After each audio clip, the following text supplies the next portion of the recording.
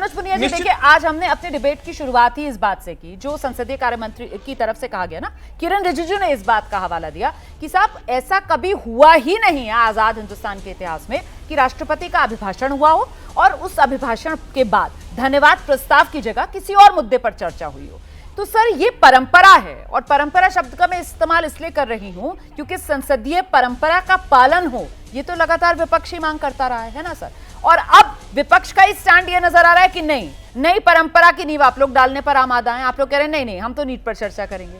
अच्छा, नीट पर चर्चा की जब आप मांग करते हैं सर, तो फिर आप पर सवाल उठता है कि साहब अगर आपको नीट के मुद्दे पर चर्चा करनी है तो वो तो आप धन्यवाद प्रस्ताव के दौरान भी उसका दायरा इतना बड़ा आप चर्चा कर सकते हैं। फिर यहां पर आपकी मंशा पर सवाल उठता है कि आप लोग किसके हितैषी हैं?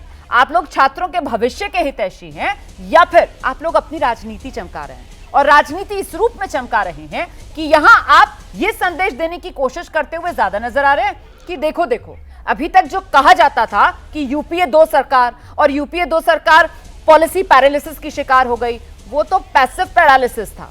और ये सरकार मोदी 3.0 सरकार, आप उसका एक्टिव पैरालिसिस दिखाने के चक्कर में कहीं ये सारा शोर शराबा और हंगामा इसको अंजाम तो नहीं दे रहे? देखिए, मेरा ये कहना है सीधे सीधे, ये नीट की परीक्षा का ये लीक हुए कितना समय हो गया, कितने दिन हो गए, इसमें कितनी जवाबदेही तय की गई है, कितनी जांच हुई है? पहले तो तैयारी नहीं थे, जैसा मैं पहले भी कह चुका हूँ।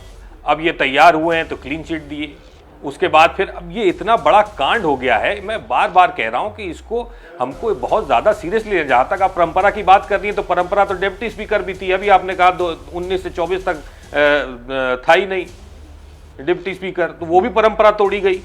लेकिन मेरा ये कहना है कि बहुत इतना महत्वपूर्ण ये मुद्दा है, इसको इतनी गंभीरता से लिया, स्पेसिफिकली इसको उठाना चाहिए। इसीलिए हमारे नेता ने बार बार कह रहे हैं कि इस पे आप डिस्कशन करिए, जवाबदेही तय करिए। शिक्षा मंत्री अपनी जवाबदेही तो दें कि आपकी निगरानी में ऐसा कैसे हुआ है। पहले ऐसा होता था कि अगर कोई इतना बड़ा, अगर इतना नेशनल इंपॉर्टेंस का कांड होता था तो मंत्री पहले अपना इस्तीफा पेश करने जाता था, एक्सेप्ट हो या ना हो कैबिनेट के द्वारा, हमारे प्रेसिडेंट के द्वारा। लेकिन कम से कम एक जो वो होता है आप अपनी तरफ से जो आपकी जिम्मेदारी होती है, रिस्पॉन्सिबिलिटी होती है इतने बड़े पद की, उसको तो आपको देखना चाहिए। हम लोग बार बार ये इसीलिए कह रहे हैं क्योंकि ये इसमें सरकार की तरफ से सरकार की तरफ से जो है जितना बचा सक रहे थे उतना कोशिश किया, मुद्दा हाथ से निकलने लग गया, बार बार बातें सामने आने लग गई, तब ये घिरे। तो इसीलिए तो हम चाहते हैं कि इतना इंपॉर्टेंट मुद्दा है, इसको तवज्जो दी जाए, इसको जितना बड़ा मुद्दा है उसके हिसाब से तवज्जो दी जाए, वहां पे संसद में चर्चा की जाए। आज तो राज्यसभा में बाकायदा पूर्व प्रधानमंत्री एचडी देवगौड़ा की तरफ से भी इस बात का जिक्र किया गया कि साहब थोड़ा सा इंतजार कर लीजिए, जांच तो चल रही है सर, सीबीआई तक को जांच सौंप दी गई है और अभी तक देश के 8 राज्यों तक किस तरीके से ये नेक्सस, ये जाल फैला हुआ है, उसी दिशा में सीबीआई जांच कर रही है, गिरफ्तारियां की जा रही हैं, पूछताछ हो रही है। 8 जुलाई को मामला सुप्रीम कोर्ट में लगा हुआ है, 8 जुलाई को सुप्रीम कोर्ट में इस मामले में फिर से हियरिंग होनी है। तो थोड़ा सा क्या हम इंतजार नहीं कर सकते हैं? इसका जवाब दीजिए, फिर मैं जा रही हूँ के शर्मा जी। यही जवाब दे देते लोकसभा में आप उठ करके, लेकिन आपको मंत्री जी को देना पड़ेगा ना ये जवाब आकर के। अच्छा, यही जवाब सुनना चाह रहे हैं आप? बिल्कुल, ये जो मैंने आपको जानकारी दी अभी ये भी बढ़िया है सर। मैं के शर्मा जी का रुक करती हूं। हमें क्या के शर्मा जी आइए।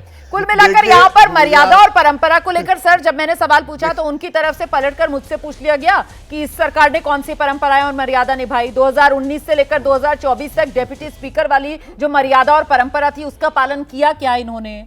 इसका जवाब दे दीजिए सर कि फिर किस मुंह से आप मर्यादाएं और परंपराएं याद दिला रहे हैं। और दूसरी बात सर, विपक्ष तो संकेत यही दे रहा है कि अब ये दबने वाला विपक्ष नहीं है, ये नया विपक्ष है, ज्यादा ताकतवर विपक्ष है और ये अपनी ताकत दिखाएगा सदन में। के शर्मा,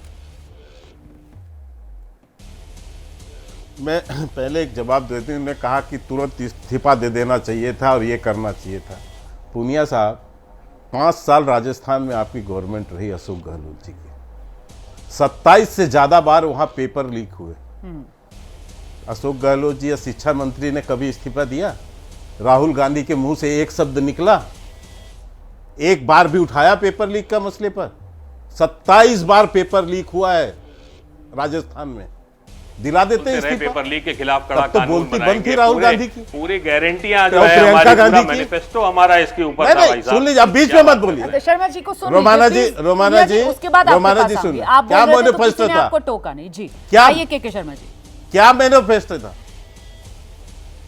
तो ये जो है ना, ये दो मुहापन की बातें मत कीजिए। यदि ये कर रहे हैं तो पहले गिरेबान में झांकिए। और आपको अच्छे से पता है, जब आप डिबेट करने आएंगे, जब आएंगे आप डिबेट करने, तो आपको ऐसे ही जवाब वहां मिलेंगे, आप सुन नहीं पाएंगे।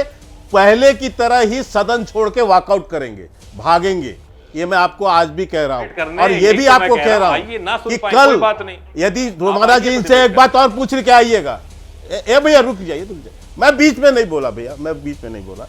मैं यदि रोमाना जी एक प्रश्न और करता हूं, फिर इसके बाद में आपके प्रश्न पर आ जाऊं कि यदि मान लीजिए सोमवार को चर्चा को तैयार हो जाए या मंगलवार को इसी विषय राष्ट्रपति अभिभाषण पर आ जाएंगे चर्चा करने, तो ये जो 3 दिन की जो बर्बादी होगा या 4 दिन का जो भी बर्बादी होगा, उसके जिम्मेदारी लेंगे यदि ये राष्ट्रपति अभिभाषण पर चर्चा चौथे दिन मान के आते हैं। और इनको आना ही है, मैं पुनः कह रहा हूं, ये आना ही है, और ये हर बार हुआ है।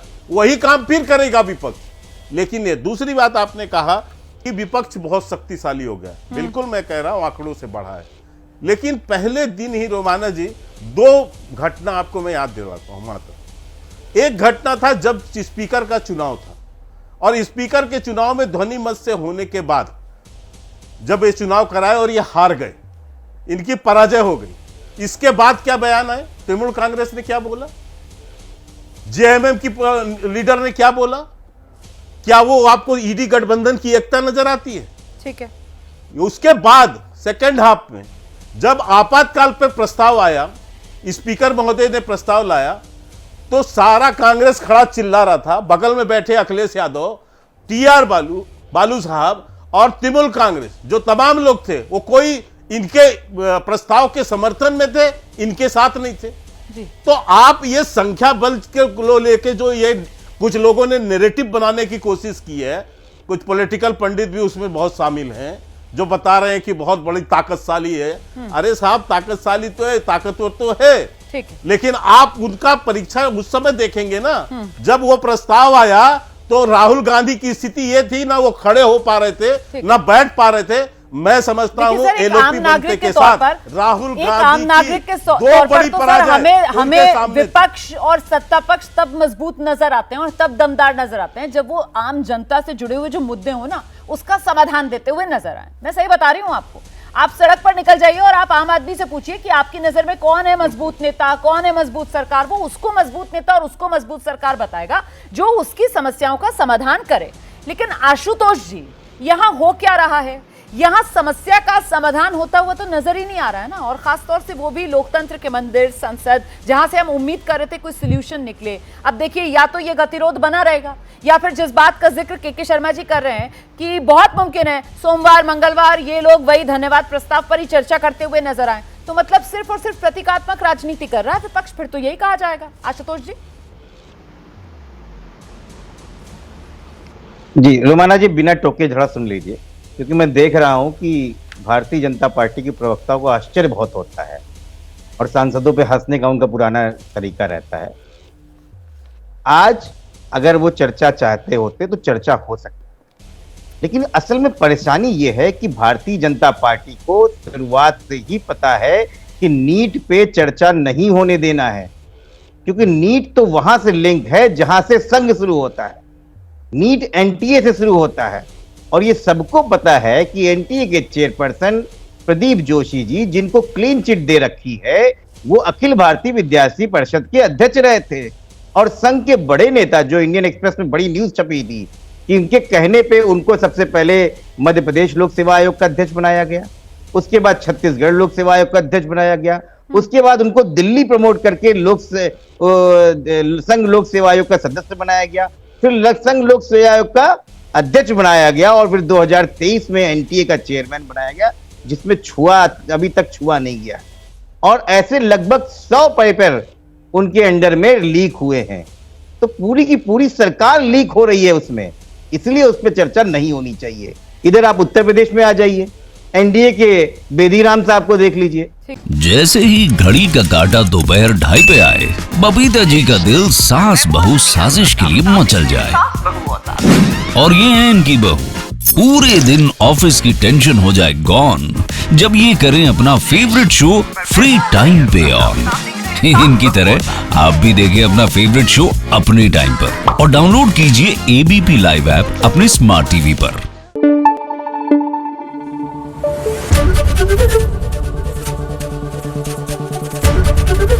एबीपी न्यूज आपको रखे आगे।